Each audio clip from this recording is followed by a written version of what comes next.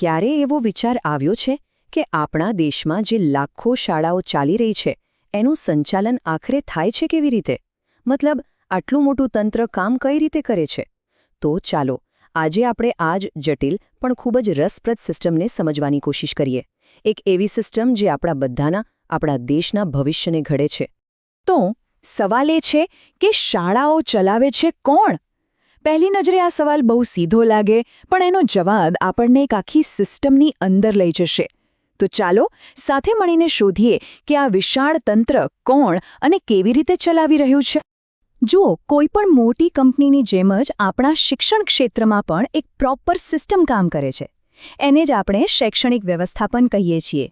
સાવ સહેલા શબ્દોમાં કહીએ તો એનો મતલબ એ છે કે શિક્ષણના જે પણ લક્ષ્યો છે એને પૂરા કરવા માટે લોકો, પૈસા અને બીજી બધી વસ્તુઓનો સૌથી સારો ઉપયોગ કેવી રીતે કરવો. સારું, તો આ આખું મોટું તંત્ર છે ને એ મુખ્યત્વે 3 ભાગમાં વહેંચાયેલું છે. આપણે એક પછી એક લેવલ પર ઊંડા ઉતરીશું અને સમજીશું કે કોનું શું કામ છે. ચાલો શરૂઆત કરીએ એકદમ ટોપથી, એટલે કે રાષ્ટ્રીય સ્તરથી. અહીંયા દિલ્હીમાં બેઠેલી કેન્દ્ર સરકાર આખા દેશ માટે શિક્ષણની એક બ્લુપ્રિન્ટ, એક માળખું તૈયાર કરે છે. તો કેન્દ્ર સરકારનું મુખ્ય કામ શું? એમનું કામ છે આખા દેશ માટે શિક્ષણનું એક વિઝન બનાવવાનું. એ લોકો રાષ્ટ્રીય નીતિઓ ઘડે છે, ક્વોલિટીના સ્ટેન્ડર્ડ સેટ કરે છે અને રાજ્યોને પૈસાની મદદ પણ કરે છે. આ બધું એટલા માટે કે દેશના દરેક ખૂણામાં શિક્ષણનો વિકાસ એકસરખો અને સંતુલિત રીતે થાય. ઓકે, તો કેન્દ્રએ તો નીતિઓ બનાવી દીધી, પણ સવાલ એ છે કે એ નીતિઓ ક્લાસરૂમ સુધી પહોંચશે કેવી રીતે? બસ અહીંથી જ રાજ્ય સ્તરની ભૂમિકા શરૂ થાય છે. અહીં કેન્દ્રની યોજનાઓને હકીકતમાં બદલવામાં આવે છે. હવે જુઓ, મોટાભાગનું જે રોજબરોજનું કામ છે ને એ તો રાજ્ય સરકારો જ સંભાળે છે. મતલબ કે શાળાઓ ચાલશે કેવી રીતે, બાળકોનો અભ્યાસક્રમ શું હશે, શિક્ષકોને ટ્રેનિંગ કોણ આપશે અને પરીક્ષાઓ ક્યારે અને કેવી રીતે લેવાશે, આ બધા જ મોટા નિર્ણયો રાજ્યના લેવલ પર જ લેવામાં આવે છે. એટલે ખરું ગ્રાઉન્ડવર્ક અહીંયા થાય છે. અને હવે આપણે આવી ગયા છીએ આ સિસ્ટમના એકદમ પાયામાં, એ જગ્યા જે શાળાઓ અને વિદ્યાર્થીઓની સૌથી નજીક છે, સ્થાનિક સ્તર.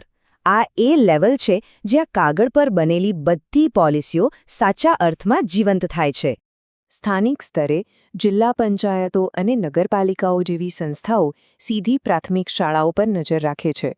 ટીચર્સની ભરતી કરવી હોય કે પછી સ્કૂલનું બિલ્ડિંગ રિપેર કરાવવું હોય, આ બધી જવાબદારી એમની છે. અને આની સૌથી સારી વાત શું છે ખબર છે? આનાથી શિક્ષણ સીધું સ્થાનિક લોકોની જરૂરિયાતો અને અપેક્ષાઓ સાથે જોડાય છે. તો સરકારના આ 3 સ્તર તો આ સિસ્ટમના મુખ્ય પિલર છે. પણ એવું નથી કે તેઓ એકલા જ બધું કામ કરે છે. ના, એમની મદદ માટે બીજી ઘણી બધી સંસ્થાઓ પણ છે, જે શિક્ષણના આ માળખાને વધુ મજબૂત બનાવે છે. આમાં એનસીઈઆરટી જેવી સરકારી સંસ્થાઓ છે જે આપણા પાઠ્યપુસ્તકો તૈયાર કરે છે. એની સાથે સાથે ઘણી બધી એનજીઓઝ છે જે દૂરના ગામડાઓ સુધી શિક્ષણ પહોંચાડવાનું અદ્ભુત કામ કરે છે. અને તો યુનિસેફ જેવી આંતરરાષ્ટ્રીય સંસ્થાઓ પણ રિસર્ચ અને ફંડિંગથી મદદ કરે છે. આ બધા ભેગા મળીને શિક્ષણના આખા ઇકોસિસ્ટમને ચલાવે છે.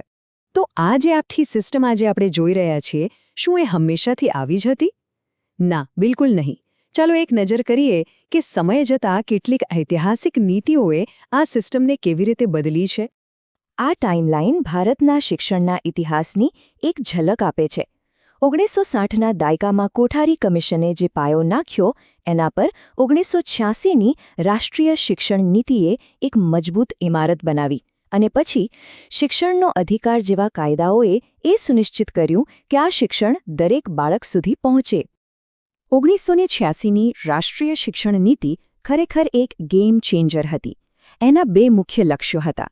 એક, દેશનું દરેક બાળક શાળાએ જવું જોઈએ, અને બીજું, આખા દેશમાં શિક્ષણનું એક કોમન સ્ટ્રક્ચર, એટલે કે 10+2+3 લાગુ કરવું.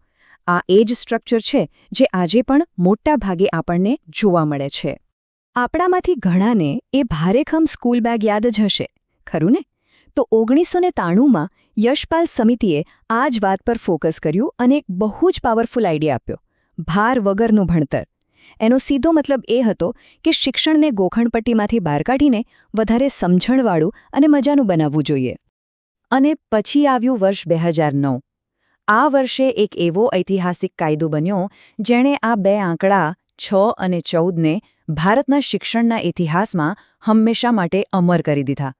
આ કાયદાએ 6 થી 14 વર્ષના દરેક બાળક માટે શિક્ષણને એમનો મૂળભૂત અધિકાર બનાવી દીધો. આ આરટીઈ કાયદાએ ખાલી શિક્ષણને અધિકાર નહોતો બનાવ્યો, પણ શાળાઓ માટે કેટલાક કડક નિયમો પણ બનાવ્યા. જેમ કે ક્લાસમાં કેટલા વિદ્યાર્થીઓ પર એક શિક્ષક હોવો જોઈએ એ નક્કી કર્યું. દરેક સ્કૂલમાં માતા-પિતાની ભાગીદારી માટે કમિટી બનાવી ફરજિયાત કરી. અને સૌથી અગત્યનું, બાળકોને કોઈ પણ પ્રકારની શારીરિક કે માનસિક સજા આપવા પર સંપૂર્ણપણે પ્રતિબંધ મૂકી દીધો.